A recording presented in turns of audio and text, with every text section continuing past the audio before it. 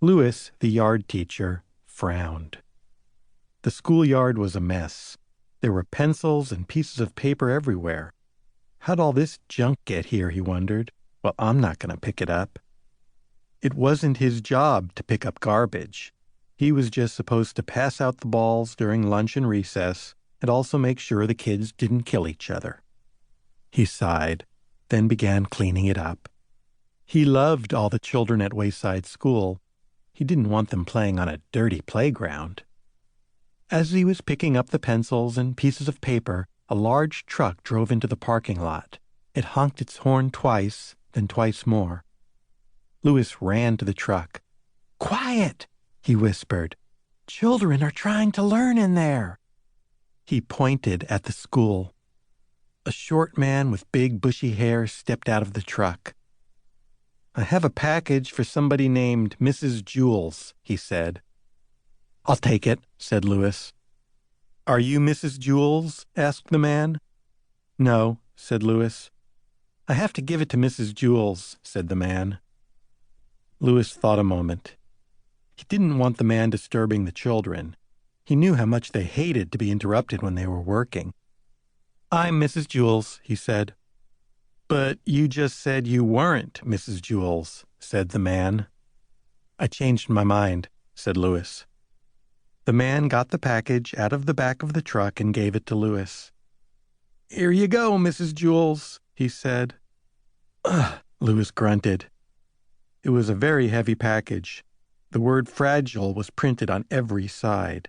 He had to be careful not to drop it. The package was so big, Louis couldn't see where he was going. Fortunately, he knew the way to Mrs. Jules's class by heart.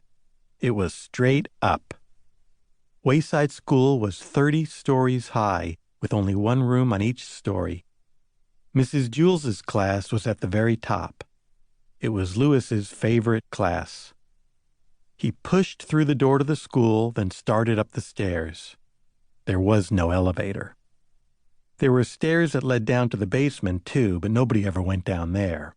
There were dead rats living in the basement. The box was pressed against Louis's face, squashing his nose.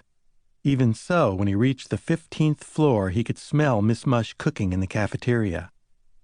It smelled like she was making mushrooms. Maybe on the way back I'll stop by Miss Mush's room and get some mushrooms, he thought. He didn't want to miss Miss Mush's mushrooms.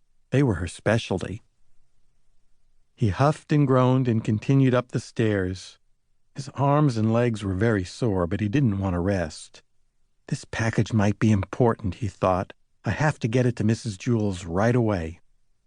He stepped easily from the 18th story to the 20th. There was no 19th story. Miss Zarves taught the class on the 19th story. There was no Miss Zarves. At last, he struggled up the final step to the 30th story. He knocked on Mrs. Jules's door with his head. Mrs. Jules was in the middle of teaching her class about gravity when she heard the knock. "Come in," she called. "I can't open the door," Louis gasped. "My hands are full. I have a package for you." Mrs. Jules faced the class. "Who wants to open the door for Louis?" she asked. All the children raised their hands. They loved to be interrupted when they were working. "Oh dear, how shall I choose?" asked Mrs. Jules. "I have to be fair about this. I know, we'll have a spelling bee, and the winner will get to open the door." Louis knocked his head against the door again. "It's heavy," he complained, "and I'm very tired." "Just a second," Mrs. Jules called back. "Allison, the first word's for you. Heavy." "Heavy," said Allison. Heavy. Heavy. "Very good. Jason, you're next. Tired." "Tired," said Jason. Sleepy. Tired. Louis felt the package slipping from his sweaty fingers. He shifted his weight to get a better grip. The corners of the box dug into the sides of his arms. He felt his hands go numb. Actually, he didn't feel them go numb. "Jenny, package." "Package," said Jenny. B-O-X. package." "Excellent," said Mrs. Jewls. Louis felt like he was going to faint. At last John opened the door. "I won the spelling bee, Louis," he said. "Very good, John," muttered Louis. "Aren't you going to shake my hand?" asked John. Louis shifted the box to one arm, quickly shook John's hand, and grabbed the box again and staggered into the room. "Where do you want it, Mrs. Jewls?" he asked. "I don't know," said Mrs. Jewls. "What is it?" "I don't know," said Louis. "I'll have to put it down someplace so you can open it." "But how can I tell you where to put it until I know what it is?" asked Mrs. Jewls. "You might put it in the wrong place." So Louis held the box as Mrs. Jewls stood on a chair next to him and tore open the top. His legs wobbled beneath him. "It's a computer!" exclaimed Mrs. Jewls.